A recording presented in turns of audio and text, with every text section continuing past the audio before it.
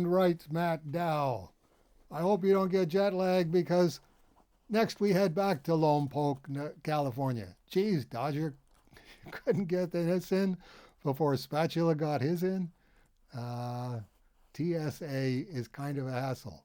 Dave's not as young as he once was, and I've been ill.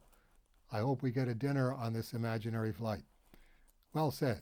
To the merry and Christmassy Dave Sim and the impish but thoroughly manly Matt Dow. Denis Kitchen, he was the editor of the proposed book project Dave Sim's Last Girlfriend by Susan Alston. I know Susan worked for Denis at the Comic Book Legal Defense Fund. Questions for Dave. What was your relationship with Denis Kitchen over the years?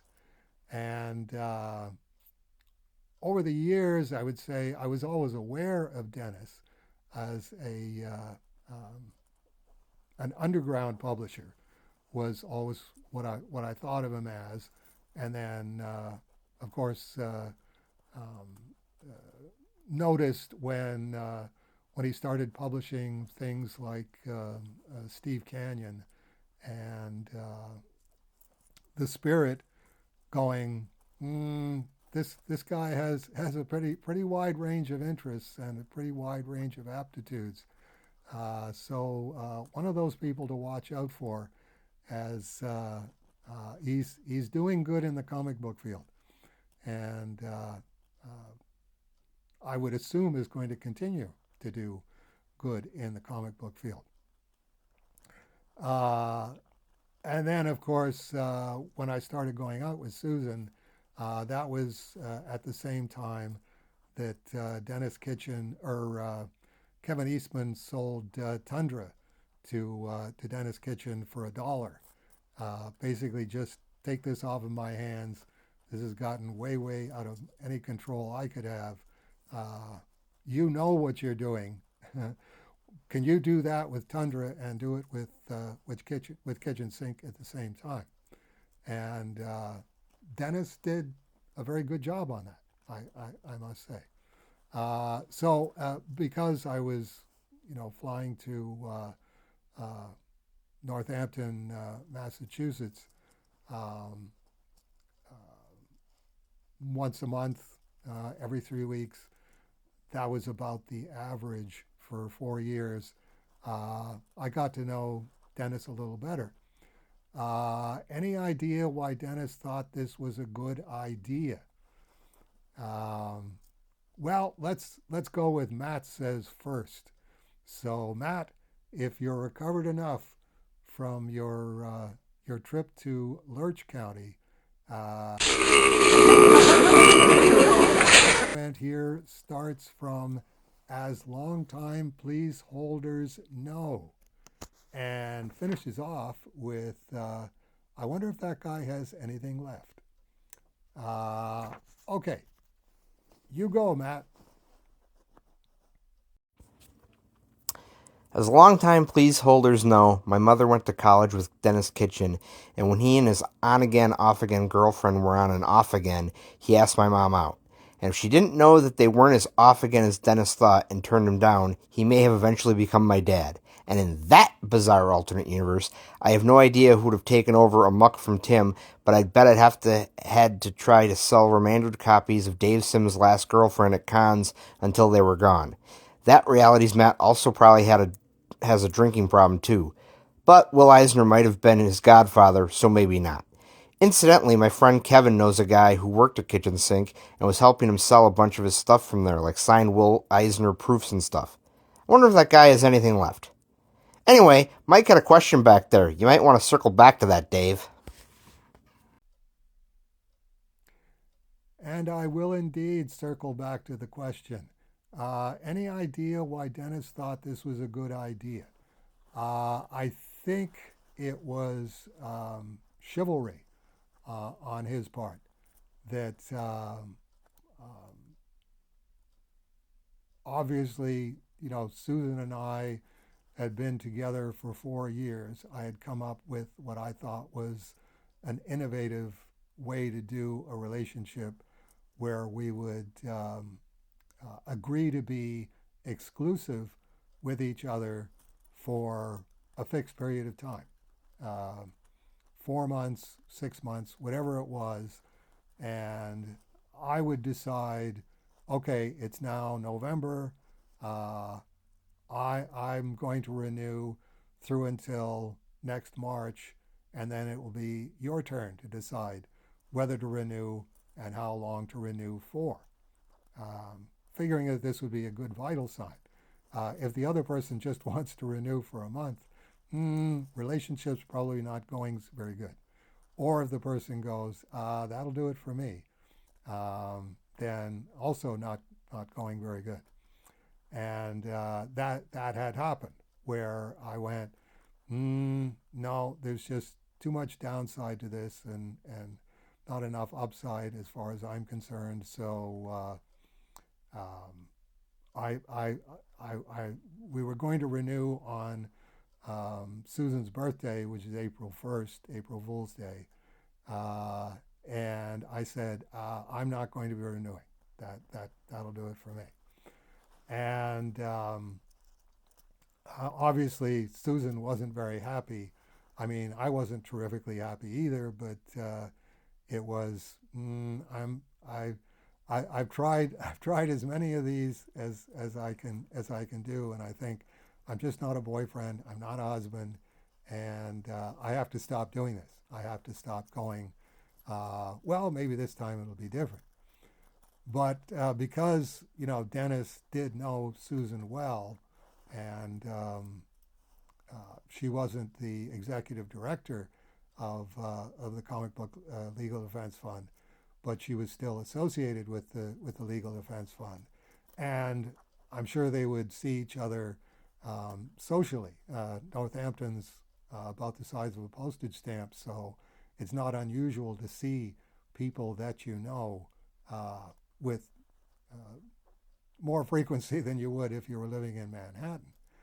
And I think probably they talked about it, and Susan went, I'm thinking of writing a book called Dave Sims' Last Girlfriend, and I want to get all of my faxes from Dave, and I have and get all of my faxes to Dave from me, and write a book around those. Are you interested in publishing it, or are you interested in editing it? Editing it, I think, was the case. And do you think you can find me a publisher for it? I don't think Denis thought it was a good idea, but I think Denis saw that it was important to Susan. So consequently, he went, well, okay, I'll do what I can on this. And he's a pretty well-connected guy, and wears a lot of hats, and did indeed find a publisher for it, Boom Studios. At which point Susan was working on the book. I don't know if it got to a final manuscript stage, but and I don't know if it was, when I get the book done, I will give it to you, Denis, and can you please edit it for me? Which I'm sure Denis went, yeah, I'll be happy to do that. So again, not really a good idea, but a chivalrous thing. Susan's a friend. She's hurting from this. Writing this book is going to be cathartic for her, and I think she wants to do this publicly. And this is certainly the way to do it. But the the problem, and I'm pretty sure Denis saw the problem right away, was I don't see how you're going to sell this because Dave has been canceled. As of 1994, no one in the comic book field is allowed to speak Dave Sims' name out loud or say anything good about it. If you're reading Cerebus and you're a Cerebus subscriber, that's fine. That's between you and your comic store owner. But don't mention Dave Sim on comic book panels. Uh, don't uh, refer to Cerebus as an example of something in the comic book field, or refer to Dave Sim's storytelling. It's like before the word canceled existed, I had been canceled and thoroughly canceled. So at some point, I don't know if it was Dennis saying it to Susan or if Susan figured it out on her own, finally got the memo. Uh, it's not 1994 anymore when I was going out with her. It's not 1998 anymore when I broke up with her. It's years after that, and if if you wanted to do this, you would have to explain who Dave Sim is, because anybody new coming into the comic book field, and that's true to this day, it's like, Dave Sim, I've never heard of Dave Sim. Who are you talking about? And it's like, oh, well, okay, let me give you a quick Reader's Digest on it. But then, with the look on your face of, be very careful not to mention this man's name anywhere, because this person has been made to not exist for very, very, very good reasons that none of us can really agree on. But we do agree that it was necessary for him to be made to not exist. So no, I have no animosity towards Dennis. It was, um, Susan is your friend. If she's doing a book and she's asking you to edit it, um, of course you're going to edit it. I'm not going to go, uh, oh, Denis Kitchen, so you've decided to be one of my enemies by helping Susan Alston with her tell-all book. It's like, no, if you believe in the First Amendment, you believe in the First Amendment. If you're an absolutist, you can't suddenly go, no, this book might not make me 100% happy, so consequently, anybody who is involved in this is an enemy of mine.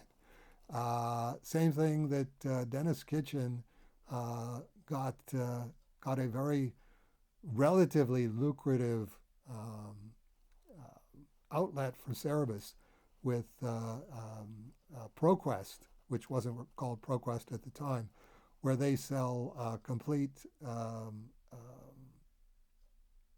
digital files to schools and universities.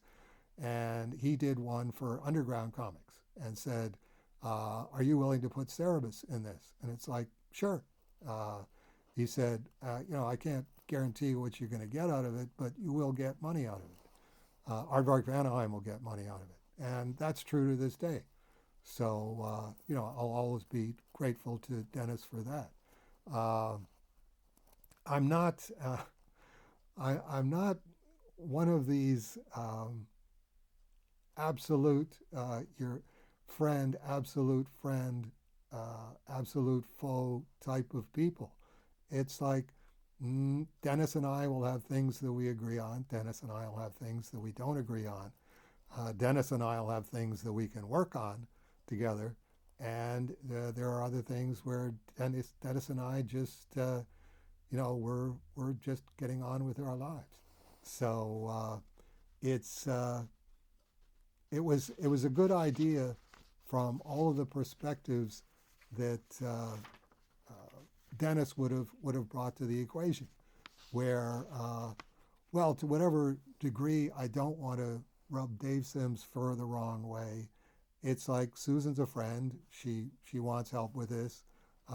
My answer is automatically yes. He's a First Amendment absolutist as well.